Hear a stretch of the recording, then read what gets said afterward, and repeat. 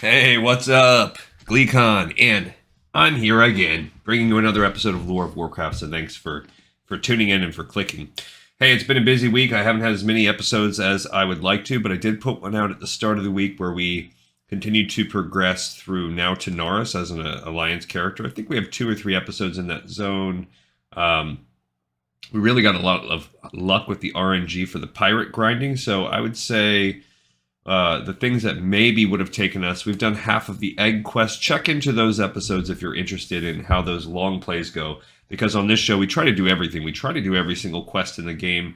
There are a lot of versions of WoW, so in the long play episodes, we can talk about the merits of some of the other flavors of Warcraft Classic. But we're playing Era, and we're pretty far through it, almost 3/4 of the way of all of the content in the game. But on the side, and for years now, we've been covering everything outside of the game too. All the books, all the videos, all of the supplemental material, guides, World of Warcraft spin-offs, comics, manga, everything. And what you're looking at right now, this black screen, is another thing we've done. These official, kind of, maybe they're not considered canon anymore, but once upon a time they were, these curated websites on Wowpedia, really the official WoW website, the Warcraft Encyclopedia. So on this spin-off thing, we've recently done all of the videos that were dropped right in the lead up that year, 6 months before Mists of Pandaria, but they dealt with what the heck, why is Pandaria not on our maps before? Kind of the same thing they did leading up to Dragonflight. And now we're going to talk just for a quick second today about Shaohao as a character as he was discussed officially on the websites at that time period. So stay a while and listen as talk just a little sminchy poo. So this is separate from the Warcraft Encyclopedia, because if you can see here, this great spreadsheet compiled by Xcariot, love this guy. Or Carrot X Reaper. I don't remember the guy's name, or girl. I don't know who they are. A Carrier TX Reaper. Love it. It's been defunct at the end of 2022, so we're now over 2 years since they've updated it. When we cross that bridge of getting towards content that has come out since then, we'll kind of fill in the gaps as we go, and we'll have to do our own research because there's nothing that beats what this person has made. It's really phenomenal, and they do another version. This is chronologically the way the universe of the game went out. That's how we've been doing it instead of drop. But there's a separate, equally comprehensive thing that was done for drop, for time of drop. I know there's a lot of controversial hot takes that I make, that other people make, that people feel about the general state of the world of Warcraft, and I wonder what happened. And sometimes life happens and you lose the drive or the ability to play World of Warcraft. It's happened to me, so I fully understand why they may not be pursuing, or just the project. You know, these labors of love, we all have a finite amount of time in our lives to go around. So perhaps that's what happened. But I definitely would carry the torch. And they even talk about it like, hey, if anyone wants to keep this going, go for it. And they talk about it somewhere in here. I can't remember. But they're obviously into it. We could copy it and continue on the journey on ourselves. And I may do that when we get to that point in time, but we're far, far off. So let's talk some about where we're at right now. I've been going back because originally I skipped the non-canon lore leading up through everything. I felt like that wasn't the best use of our time because there's so much of it. But now that my prep work that I do to prepare for playing the classic walkthrough is so close, my time is so crunched outside of the game that I just don't have the time to do as much prep work anymore. Like, I maybe can do one quest a day, unless it's the weekend where I can maybe then do about 4 or 5 quests.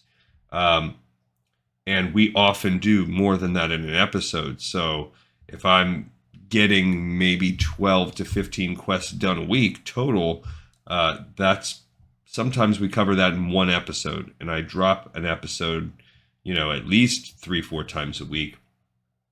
So That's why we folded this back in. That's a lot of explanation for very little content. But what we're looking at right here as we finish this, though is not the Warcraft Encyclopedia. This is called the 2014. It was a game guide they dropped in 2014.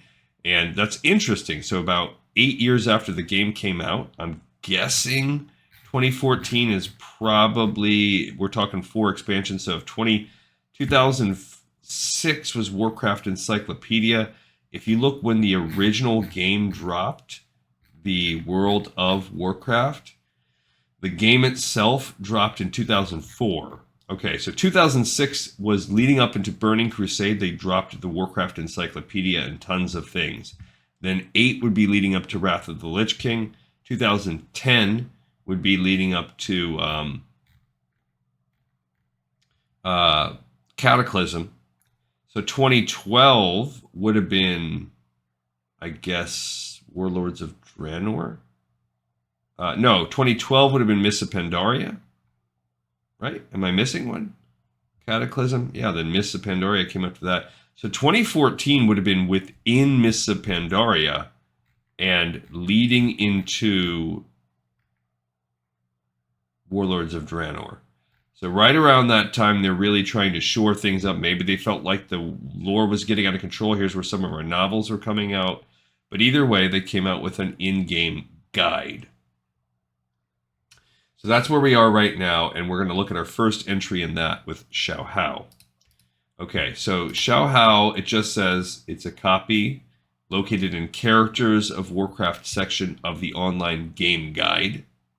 And it says it presented questions of details about Emperor Shaohao. So this is a longer thing. Just touched on for Wowpedia, but this is actually the information that came from the website. That's a cool picture of one of the videos. The truest answers always come from within. He's a male Pandaren from Pandaria. He is the last emperor of Pandaria. The emperor of ancient Pandaria sacrificed himself for the wisdom to rule and sacrificed his rule for the good of all. Shaohao was born many thousands of years ago before the Sundering, and his time as emperor of Pandaria seemed truly auspicious, but not for the reasons he dreamed about. Young, devoted Shaohao began his reign as all emperors did by consulting a venerable Jinyu water speaker to learn of his future. The Jinyu water speaker saw tragedy and destruction approaching. Green fire rained from the sky, and the land was awash in chaos. Determined to keep his empire from ruin, Shaohao vowed to overcome his weaknesses, and so he set off to seek the advice of the jade serpent Yulon, the celestial of wisdom. It is not an easy thing to master oneself. Shaohao's journey hurled him headlong into peril, and the burdens he felt only became heavier. The embodied darkness of the Shah emerged from all of his negative emotions: doubt, despair, fear, anger, hatred, and violence. One by one, he conquered almost every single emotion until only pride remained, but there was no time to eliminate his final weakness. The earth shook with the tremors of the sundering, and the land teetered on the brink of annihilation. When the cities of the Pandaren seemed doomed to fall, Shaohao appeared before his people, urging them to take courage. In his travels, the emperor had learned that overcoming his weaknesses did not mean physical strength or perfect statecraft, but rather placing the sanctity of Pandaria above his own safety in order to protect his people. Though Shaohao was seemingly gone, some say the last emperor's presence can still be felt, particularly when walking in his footprints up the hills of Kunlai Summit. So that both recaps everything we did on the multi-part episodes we covered, but it also touches on why you're still fighting the Shah, because he didn't have time to finish fighting them all. All right, so that was cool. That was neat. And the next time when we get into this side thing, next week when I do a little shorty, we'll continue Warcraft Encyclopedia entries. Some of these, I don't think we've done Ajara. Maybe we've done, I think we've done Naga, Vaj, Illidan, Malfurion, but we haven't done Moonguard. So I've got a couple of these to cover before we finally out of the War of the Ancients period. We'll have just a few more to cover past that, but we still got a little while to go. All right, everybody, I thank everyone so much for watching and listening and tuning in, and you will see me next time on Lore of Warcraft.